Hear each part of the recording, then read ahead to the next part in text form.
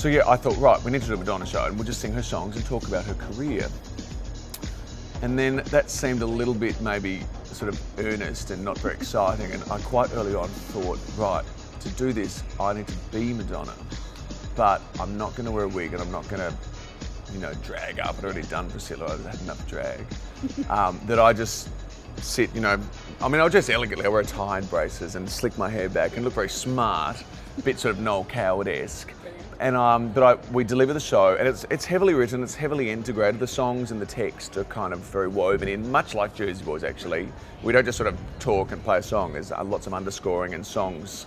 We mashed up different songs together, and essentially we tell her story, but from the point of view as a songwriter, so her career as a songwriter and what parts of her life has influenced her songs.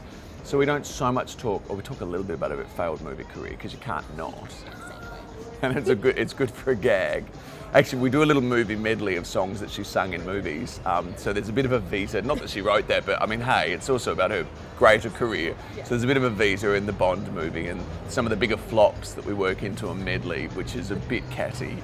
But essentially the philosophy is she is a fantastic songwriter, and me and Dean, my writer, just adore her and her work and have high respect for her. Yeah.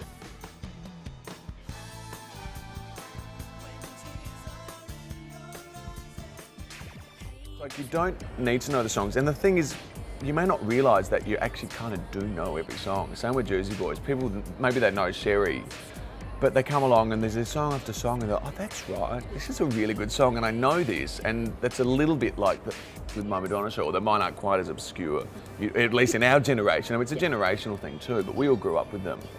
But yeah, you forget. There are 35 different songs in my show. I don't do 35 full, it's only an hour show. I probably do about 10 in their entirety, but then all the others I just cram in where I can, and it's, you know, who would have thought that there'd be 35 Madonna songs you could cram in, and that you'd know, then granted, you will know virtually every single one of them.